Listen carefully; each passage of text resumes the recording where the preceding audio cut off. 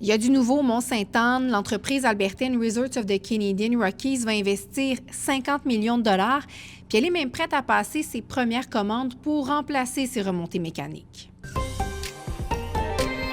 Il y a 3 nouvelles remontées mécaniques qui seraient mises en service au cours des 3 à 4 prochaines années. On prévoit aussi de moderniser le système d'enneigement, aussi de réaménager les secteurs à la base et au sommet de la montagne. L'entreprise propriétaire de la station de ski, Resorts of the Canadian Rockies, affirme qu'elle a rempli toutes les conditions de l'entente de 2024 avec le gouvernement du Québec. Cette entente-là qui prévoit des investissements de 100 millions de dollars, dont la moitié provient du gouvernement du Québec.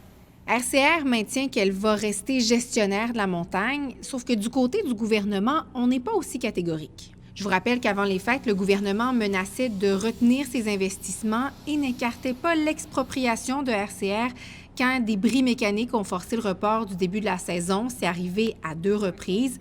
Ce que la députée du coin, Karianne Bourassa, a indiqué hier, c'est qu'il n'y a aucun scénario qui n'est exclu.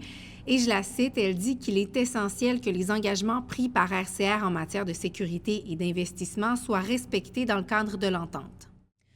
Grosse opération policière de la Sûreté du Québec aujourd'hui, de nombreuses arrestations en lien avec des groupes criminels.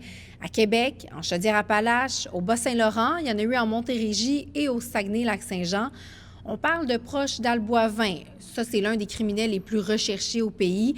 On parle aussi de personnes associées à la Blood Family Mafia et une tête dirigeante des Hells Angels. Ce que nous dit le corps de police, c'est que les arrestations découlent d'une enquête qui a été amorcée en 2024 en lien avec du trafic de stupéfiants. On a procédé à plusieurs perquisitions en février et en mai 2025.